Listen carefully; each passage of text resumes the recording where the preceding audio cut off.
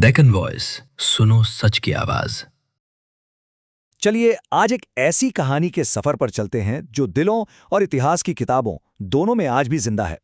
देखिए, डेक्कन यानी दक्षिण भारत की हिस्ट्री में एक नाम बहुत शान से लिया जाता है और वो है पायगा खानदान। अगर निजाम के बाद किसी का सबसे ज्यादा असर और रुतबा था ना, तो वो यही थे। आज हम इन्हीं हैदराबाद के रक्षक की सदियों पुरानी कहानी को बिल्कुल आसान और दिलचस्प शब्दों में समझेंगे।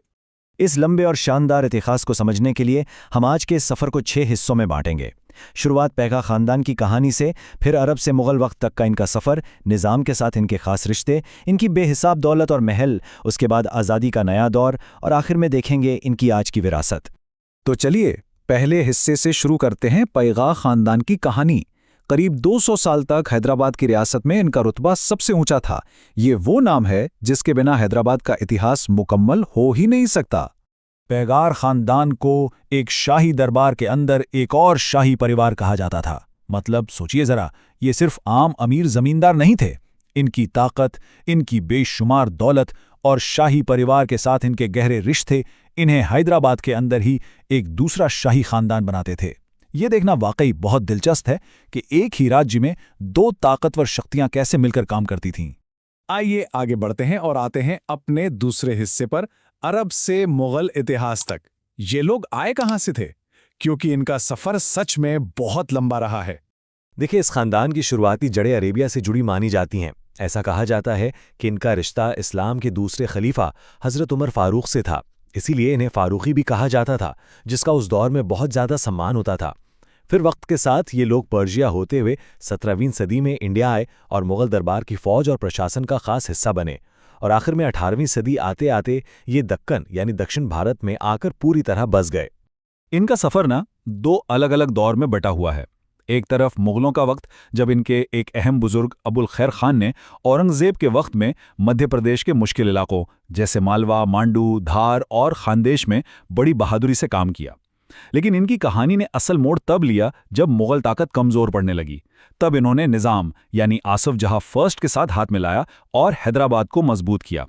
बस यहीं से वो आम सिपाही से बढ़कर सबसे खास रक्षक बन गए।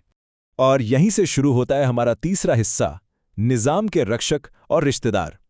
ये वो दौर था जब पायगा खानदान की ताकत बिल्कुल आसमान छू रही थी, यानी अपने पीक पर थी। आप जरूर सोच रहे होंगे कि शब्द पैगाह का आखिर मतलब क्या है। असल में ये एक पर्शियन शब्द है जिसका मतलब होता है बहुत बड़ा रुतबा, कैम या एक हाई शाही ओहदा। वक्त के साथ ये शब्द सिर्फ एक टाइटल नहीं रहा, बल्कि हैदराबाद के सबसे अजीम परिवार की पहचान बन गया। और सबसे बड़ी बात, इन्हें ऐसे शाही निशान रखने की इजाज़त थी जो दरबार में किसी और आम अमीर को नहीं मिलती थी। करीब 10,000 से 14,000 सिपाही, ये कोई छोटी मोटी सेना नहीं थी, बल्कि ये सिर्फ पैगार खानदान की अपनी खुद की प्राइवेट फौज थी। इसमें घुड़सवार और हथियारबंद सिपाही दोनों शामिल थे। इन्होंने इतनी बड़ी फौज इसलिए बनाई थी ताकि वो निज़ाम को मराठा, मैसूर और दूसरे खतरों से बचा सकें। एक निजी परिवार के पास इतनी आधुनिक और बड़ी फौज होना उनकी ताकत का सबसे जिंदा सबूत है। तो भाई, निज़ाम इन पर आखिर इतना ज़्यादा भरोसा करते क्यों थे? ये भरोसा सिर्फ फौजी ताकत से नहीं आता। इन्होंने अपनी दोस्ती और वफादारी को खून की रिश्तेदारी में बदल दिया था। पहले सुरक्षा दी और फिर आते थे और भी पक्के कदम। पैगा खानदान की बेटियों की शादी निज़ाम परिवार में होने लगी और निज़ाम की बेटियों की शादी पैगा खानदान के नवाबों से। एकदम पक्का गठबंधन जो कभी टूट ही नहीं सकता था। इसीलिए उस वक्त हैदराबाद में कहावत बहुत मशहूर हो गई थी जो आज भी हमें इतिहास में मिलती है, निज़ाम के बाद पैगा का नाम आता था। ये छोटी सी लाइन बिल्कुल साफ कर देती है कि सियासत में उनके जैसा कोई दूसरा था ही नहीं। इनकी ताकत के साथ साथ इनका रहन सहन भी उतना ही दिलचस्प था। आइए इस पर नजर डालते हैं हमारे चौथे हिस्से में, दौलत, महल और नए शहर। इन्होंने सिर्फ किले ही नहीं बनाए, जीने का एक बिल्कुल नया अंदाज सिखाया। वक्त के साथ ये परिवार इतना बड़ा हो गया कि 3 अहम हिस्सों में बट गया: आसमान जाही, खुर्शीद जाही और विकारुल उमरा। और इनके बनवाए गए महल देखें आप, आसमानगढ़, खुर्शीद जा डेवडी, बशीर बाग और दुनिया में मशहूर फलकनुमा पैलेस। इन सभी महलों में आपको मुगल, पर्शियन, तुर्किश, राजपूत और यूरोपियन आर्किटेक्चर का एक बेहद खूबसूरत और अनोखा मिक्स देखने को मिलेगा। और इनके शौक सिर्फ महलों तक महदूद नहीं थे। इन्होंने तो पूरे के पूरे शहर बसाए हैं। उदाहरण के लिए विकाराबाद को लीजिए। ये जंगलों से घिरा एक ठंडे मौसम वाला इलाका था, जिसे नवाब विकारुल उमरा ने बिल्कुल अपने आराम के लिए तैयार करवाया। इस जगह का नाम भी उन्हीं के नाम पर रखा गया। देखते ही देखते ये शाही परिवार की पसंदीदा जगह बन गई। एक और बात खास कनेक्शन सुनिए, शमशाबाद। इस इलाके का नाम शम्सुल उमरा से जुड़ा है, जो इस खानदान के एक बड़े और ताकतवर नेता थे। आज हम सब इस जगह को राजीव गांधी इंटरनेशनल एयरपोर्ट के नाम से जानते हैं। जरा सोचिए, जिस जमीन पर आज दुनिया भर से फ्लाइट्स आती हैं, वो कभी इनके शाही घोड़ों और इनकी प्राइवेट एस्टेट का हिस्सा हुआ करती थी। है ना दिलचस्प? और सिर्फ इमारतें और जमीनें ही क्यों, पेगाह खानदान ने तो हैदराबाद के कल्चर और रहन सहन पर भी एक गहरी छाप छोड़ी है। उर्दू लिटरेचर को आगे बढ़ाना, लजीज खाने, कैलीग्राफी और बेहतरीन नस्ल के घोड़े पालना। पुराने हैदराबाद की जो तहजीब, जो एलिगेंस पूरी दुनिया में मानी जाती है ना, उसमें इस परिवार का सच में एक बहुत बड़ा हाथ था।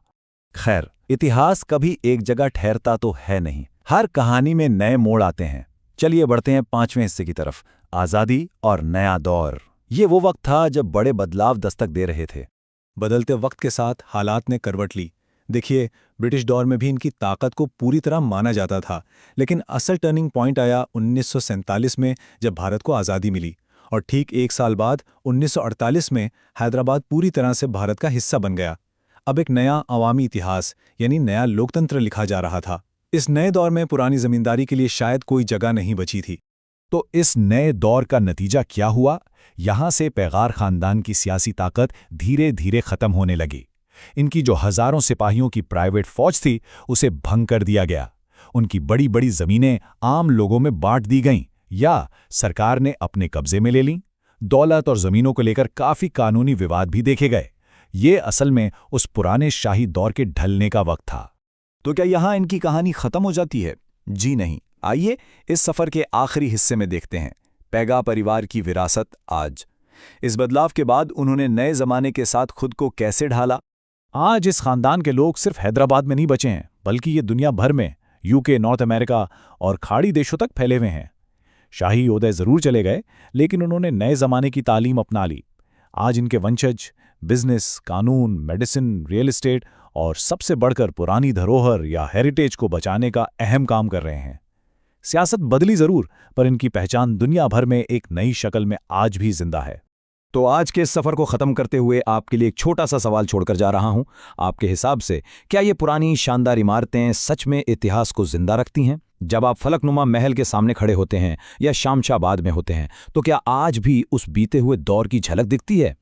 ताकत और लोग भले ही वक्त के साथ गुजर जाएं, लेकिन निशानियां हमेशा बोलती हैं। उम्मीद है आपको आज का ये एक्सप्लेनर और इतिहास का सफर पसंद आया होगा। हमारे साथ इस कहानी का हिस्सा बनने के लिए बहुत शुक्रिया। अगर आपको वीडियो अच्छा लगा तो वीडियो को लाइक एंड सब्सक्राइब करें। और नेक्स्ट आप कौन सा वीडियो देखना चाहते हैं, कमेंट करके बताएं। और हाँ, डेक्कन वॉइस न्यूज़ के चैनल को सब्सक्राइब करना ना भूलें और लेटेस्ट अपडेट से अपडेट रहें।